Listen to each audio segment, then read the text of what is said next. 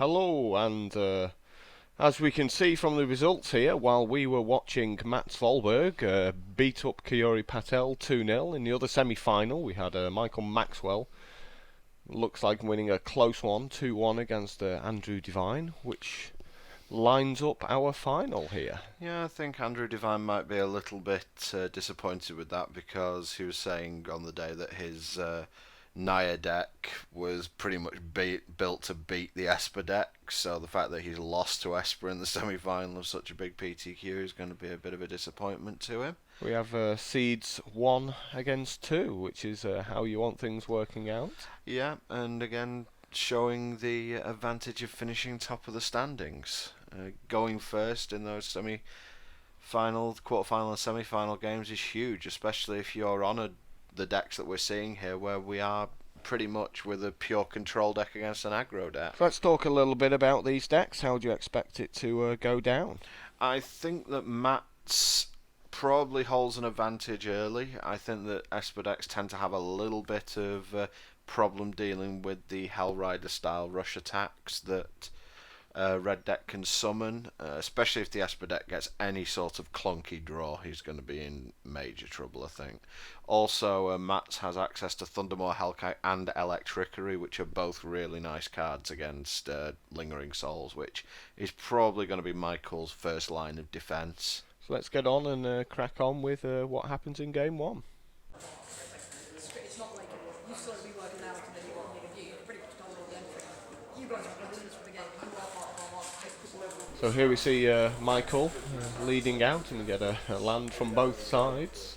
No 1-drop from Mats though. And his deck with 8 1-drops. I think he'll be a little bit disappointed with that. But going second, maybe he has quite a gassy handful of 3 and 4 drops. Yeah, possible. And I expect this from Michael Maxwell pretty early. He's going to try and be as defensive as possible just to get to the late game.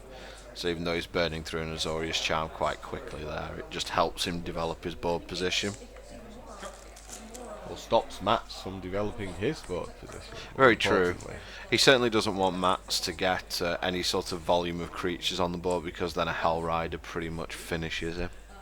And Michael's, again, he's got pretty much his perfect card for turn 3 there, which is more roadblocks. Yep. Although, do I see a 4th land in Michael's hand? Yeah, I think I do. Also see a Sorin in there, so again, another way of producing roadblocks. He's not going to be blocking this turn, so he might as well swing over with the Lingering Souls. Just going over with the 1. Playing things a little bit cagey early on.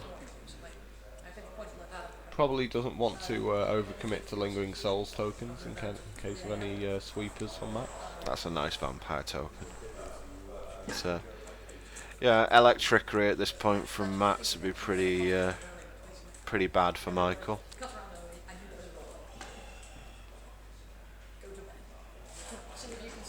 Well, that Sorin is going to be a very key card for Michael if he can keep it around. Well, he certainly can, so long as he has the ability to block. Yep, and just keeps those, just keeps pumping out those lifelink vampires for as long as he can. The Esper deck's it's a fairly interesting deck just due to the fact that there are so many ways to build it. You can build it pure Lingering Souls Sorin style, where you're pretty aggressive with it. Michael's build of it seems to be sort of a halfway house. He's got the Lingering Souls Sorin. So Matt swings with the farm at Sorin, forcing basically Michael to double chump here, possibly. I mean, Michael knew that the Ash Zealot was coming, so if he doesn't double block, then Mats can redirect, maybe. Or is he just happy to let Sorin tick all the way back down? Oh, and Pillar finishes. That's what I figured. I figured Matt's going to finish it off with a burn spell if he doesn't double block there. Yeah. I mean, the Ash Zealot has first strike, so there's no real point double blocking. And Boros Reckoner, I mean, he could have double blocked there for sure, but I think that he's more. I think that Michael. I mean, block each of the attacking creatures because they were both going at Sorin. Yeah, I think Keep it Michael. alive. I think Michael feels like keeping a lifelink dude around is probably a little bit more. Well, he gets to make a lifelink dude again next turn if he keeps Sorin alive, doesn't he? Yeah, true.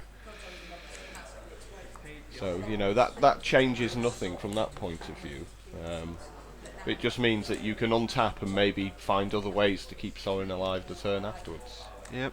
It seems certainly against aggro decks, so long as you keep your planeswalkers around that churn out sort of wieners and dudes and stuff like that. Just allows you to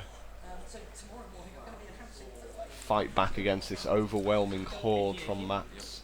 Yeah. I mean, Mats has got a little bit stuck here. He's got his 4th land, but obviously didn't have a Hell Rider because he would have more than likely would have played it.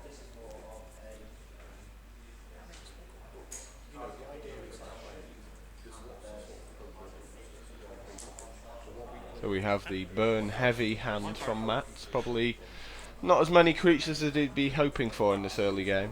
Not really, but burn heavy hands tend to be very difficult for control decks to deal with. But not when the control deck has just got Lingering Souls.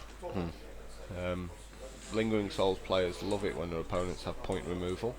Although Michael's stuck on land here, he's missed his 5th land drop on a couple of occasions here. That Jace is looking very sad in his hand, and that's Falconwrath Aristocrat. So it seemed that Mats maybe was holding back the previous turn from playing it, just so he got a swing in. Makes sense. I mean, with Lingering Souls tokens out there, the Aristocrat's not going to do too much damage. So he was just looking to try and get maximum value from it.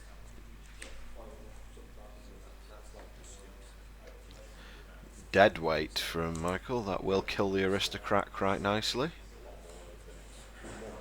Michael does have quite a few ways in his deck to deal with Falconwrath. He has the Deadweights, he also has Warp Physique. Now, a lot of people typically went with a Tragic Slip over a card like Deadweight.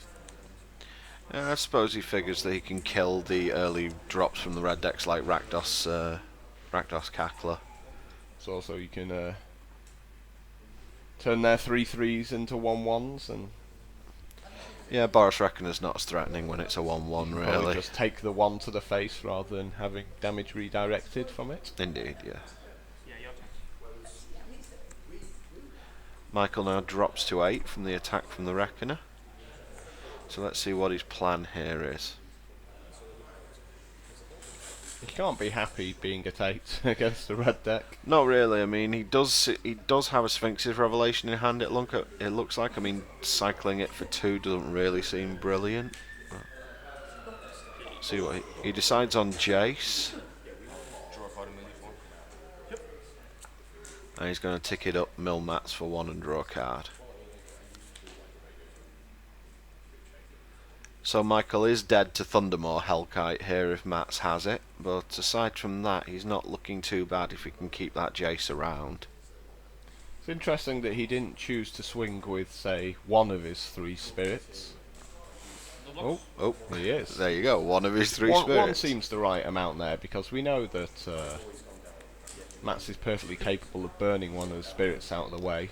Yep, and there's Thundermaw Hellkite killing all the spirits, and I think it's also going to kill Michael very shortly as well. Yeah, and that's an 8-point swing right there. Take down this first game and put Mats just 1 game away now from winning this 302 player PTQ.